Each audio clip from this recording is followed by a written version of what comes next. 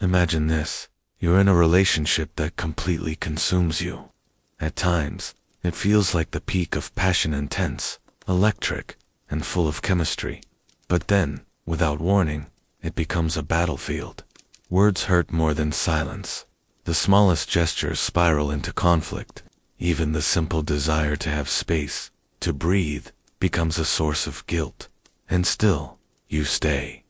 Not because it's convenient, not because you're weak, but because something deep inside convinces you that this love is worth it, that the chaos is the price of something meaningful.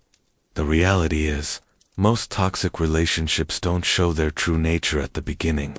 They unfold slowly, in layers. They start with affection, devotion, and promises. But over time, almost without you noticing, affection turns into control. Care morphs into surveillance. Connection twists into dependency. You don't see it clearly, just begin to feel as though you're always falling short, as though love requires you to shrink. Maybe you've experienced something like this, or maybe you know someone caught in this cycle. People who say things like, "He's just like this because he loves me too much," or "She's insecure. She doesn't mean any harm." They justify behaviors that actually drain their life energy. Relationships where you feel guilty for needing quiet, where saying no triggers emotional blackmail, cold withdrawal, or explosive reactions. And then comes the worst part, you begin to doubt yourself. Am I making a big deal out of nothing? Am I the problem? This is one of the most insidious aspects of a toxic relationship. It distorts your perception of reality. It erodes your self-esteem, slowly and quietly. It makes you confuse love with survival. This isn't an accusation, nor a judgment. It's an honest invitation to look closely at the dynamics we call love, but that might actually be corroding our emotional well-being. Together, let's uncover 7 psychological signs that indicate you may be in a toxic relationship. Insights drawn from some of the brightest minds in psychology. You won't hear feel-good advice or cliché self-help slogans here. What follows are uncomfortable but freeing truths, because sometimes, what we need most to escape a destructive cycle is to finally see what has been hidden from us.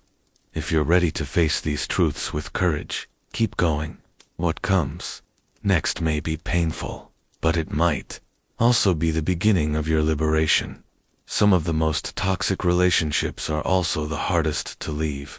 Why? Because they offer us something that feels rare and precious.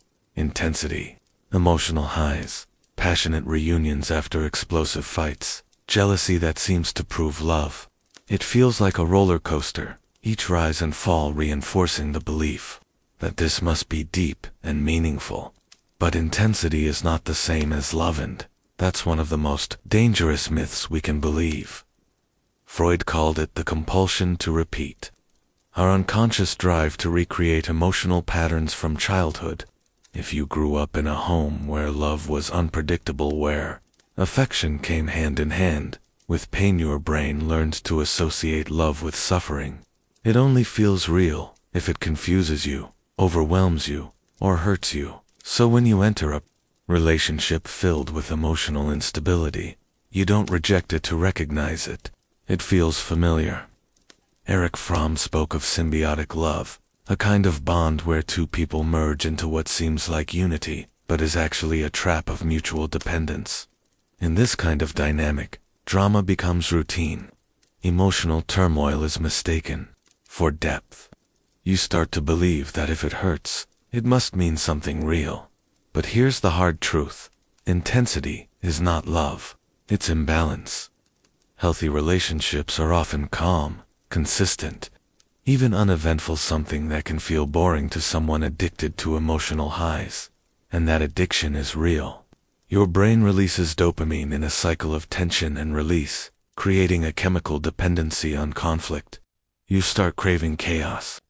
You begin to think that love is something that overwhelms and unravels you. Here lies the cruelest deception.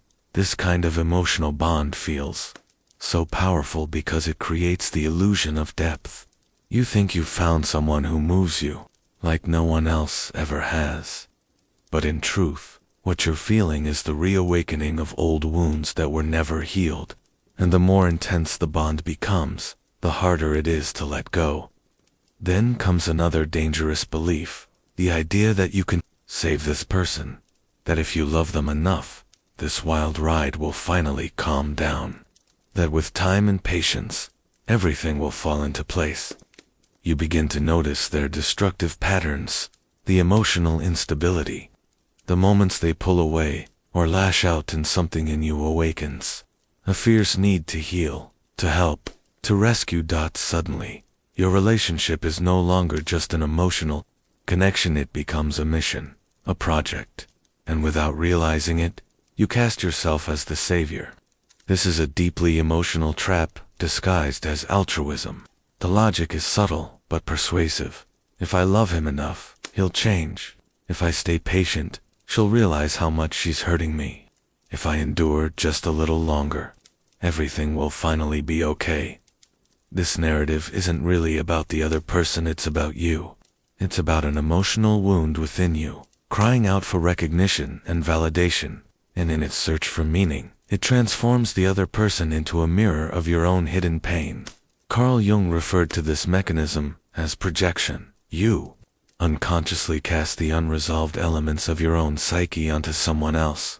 Whatever you deny, suppress, or refuse to confront within yourself is reflected in the one you love. If you bury your insecurities, you may find yourself drawn to someone equally insecure and feel compelled to strengthen them. If you repress your anger, you might be attracted to someone volatile, trying to soothe and manage their temper. It's an unconscious attempt to heal yourself by trying to repair another. Erich Fromm also explored this idea when discussing neurotic love, a form of conditional affection, where your sense of worth is tied to being needed, useful, or irreplaceable. But love that must be earned through sacrifice is not true. Love, it becomes a trap. You end up stuck in a pattern of constant frustration. The more you try to help, the more resistance you face. And when progress doesn't come, you don't blame the other person, you blame yourself, thinking you haven't done enough. Yet, here lies a difficult truth. What you're in isn't a relationship, it's an emotional battleground. You're not relating to the present person. You're fighting internal ghosts, trying to rescue someone who may not even want help. And the more you try to fix them, the more you end up damaging yourself. Amid all this, something even more dangerous starts to happen. Little by little, you begin to lose yourself. Your thoughts, your wants, your limits, they slowly fade away. The focus shifts entirely to the other person. One day, you look in the mirror and realize you no longer recognize the individual staring back. This is one of the most silent and devastating consequences of a toxic relationship, the gradual erosion of identity. In the beginning, you had opinions, dreams, and a clear sense of self. But slowly, it all starts to disappear. What do you enjoy? It depends. What do you want? You're not sure. How do you feel? You no longer know. In a toxic relationship, this kind of internal disconnection doesn't strike like lightning. It unfolds subtly, gradually, almost without notice. Then one day, you realize that the person you used to be is gone. This collapse of identity is profound. Fromm referred to it as symbiotic fusion, a state in which two people stop existing as separate individuals and instead become one blurred emotional entity. In such relationships, everything begins to orbit around the other person. Their mood dictates your emotional weather. Their crises determine your decisions.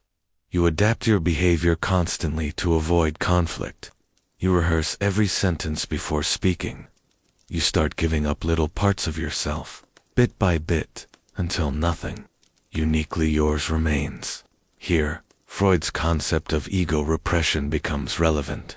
When emotional survival depends on appeasing another, you begin to silence your natural responses. You suppress your anger, ignore your discomfort, and abandon your desires. Over time, you mold yourself into who the other person wants you to be.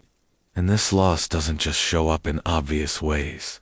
You might start dressing differently, pull away from important relationships, or give up on personal goals, on the name of preserving peace. But really, you're vanishing, slowly fading from your own life, in order to keep the relationship alive. And the price for that is far too high. What makes this even more dangerous is that this loss of self doesn't cause sharp pain. Instead, it manifests as emptiness, indifference, and a persistent feeling that something isn't right even if you can't quite name it. And when you try to take back control, to set boundaries, or prioritize yourself, guilt sets in. You start to feel ashamed for needing space, for wanting solitude, for simply saying no. This leads us to another critical issue. In toxic relationships, the desire for autonomy is transformed into emotional wrongdoing, and guilt becomes a weapon of control. In a healthy relationship, space is normal.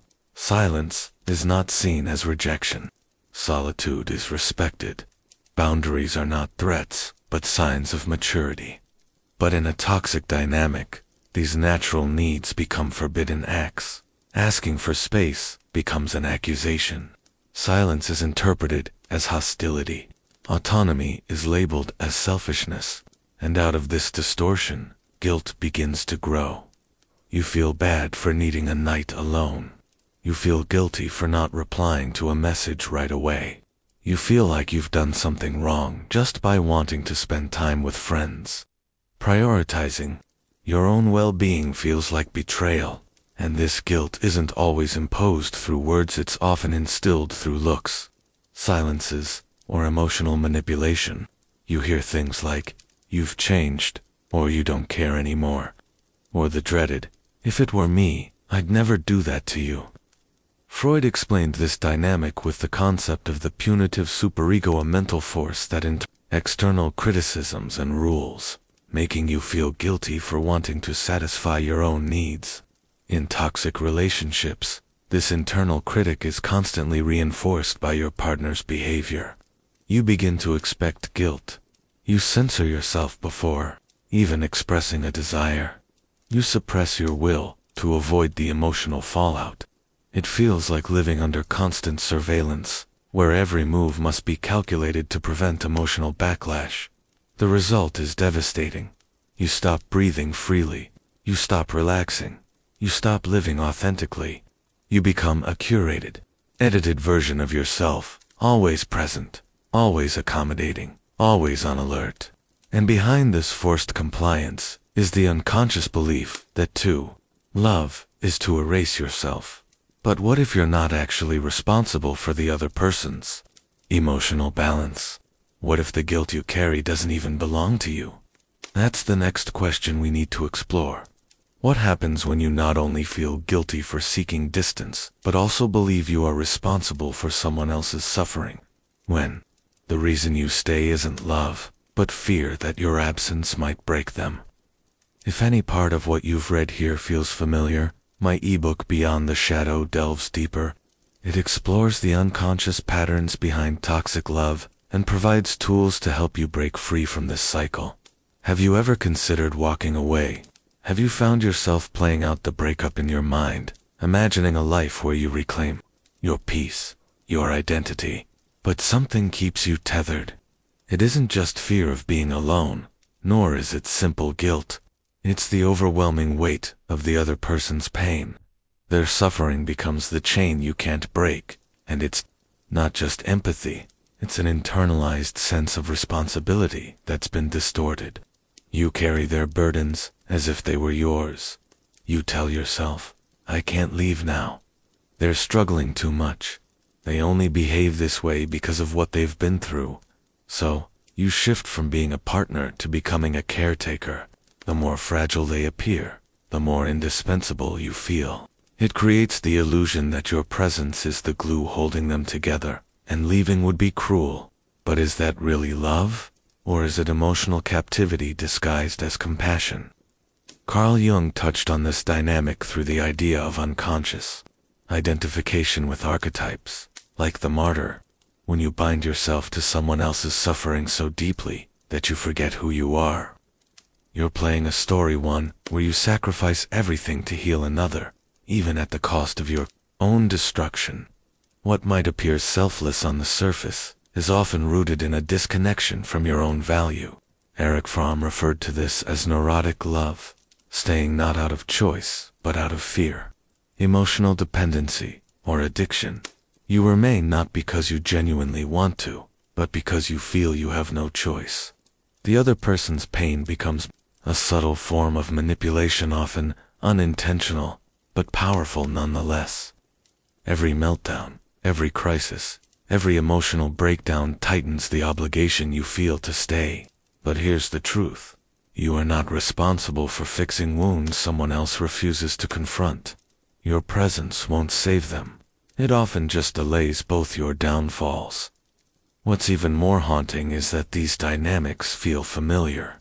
It's as though you're reliving something you've already experienced. Despite the toxicity, the relationship echoes your past, your childhood, your emotional upbringing, and that familiarity gives it a false sense of rightness. In the next part, we'll explore why even when we claim we're tired of suffering, we find ourselves drawn to the very patterns that hurt us before and convince ourselves it's just fate. Have you ever wondered why your relationships seem to follow the same painful patterns? Different people, same pain. You promised yourself that next time will be different, that now you've learned. Yet somehow, the story repeats. The same disappointments, the same silences, the same voids. It's not random. It's a psychological pattern, and Freud gave it a name: repetition compulsion. In psychoanalysis, this refers to the unconscious drive to reenact unresolved childhood wounds, not because you enjoy suffering, but because your psyche is trying to rewrite the past. You seek similar emotional environments in the hope of a different outcome. If you experienced emotional neglect, instability, or rejection growing up, you may now find yourself attracted to people who mirror those experiences. Deep down, you hope that this time, you'll finally be loved, chosen, protected. Freud also described transference, the tendency to project old feelings onto new people. That's why you might fall for someone emotionally distant. It's not masochism, it's memory. Your unconscious says, if I can get this person to love me, maybe I can finally heal that old scar. But more often than not, that healing never comes. You end up stuck in a cycle, trying to resolve the past using broken tools, while you try to heal the inner child. The adult in you slowly fades, grows tired, and begins to shatter. And here lies the darkest part of the pattern. You begin to accept the pain. You convince yourself that love is supposed to hurt, that discomfort means passion, that healthy relationships are dull because they don't trigger your trauma. You become so used to emotional chaos that it feels like home. And even when you're aware of it all, even when you know you're in a destructive cycle, you still hesitate to walk away. Why? Because the thought of leaving leads to an even deeper fear, the fear of the emptiness that follows. And that's exactly what we'll examine next. Have you envisioned your life without them? Have you dreamed of peace, of silence, of finally breathing freely, only to be met by a hollow ache in your chest, a whispering doubt? Who am I without them? The idea of leaving doesn't just frighten you because of change. It terrifies you because your sense of self is so entwined with them that, without the relationship, you feel like nothing. This fear is real and powerful. In many cases, it's not about the love you have for the other person, but about the disconnection you have from yourself. Jung spoke about this through the lens of a fragile ego and the absence of individuation. When your identity becomes merged with another, stepping away feels like losing your very shape, your essence. If they are your mirror, then their absence makes you invisible. Fromm added to this by observing that many people don't love for freedom, they love as a form of escape. Escape from loneliness, escape from their own reflection, escape from the silence that forces them to confront the questions they've avoided their entire lives. This isn't love, it's sedation. You stay because the pain you know feels safer than the unknown. You convince yourself that it's better to suffer than to face the terrifying question, who am I, really? This isn't weakness. It's The mark of an old wound, the wound of never having learned to feel whole on your own. Maybe no one taught you how to be with yourself without self-abandonment, to honor your boundaries without shame, to love yourself without needing someone else to validate your worth. But the truth is this: you will only know real love when you stop losing yourself in it.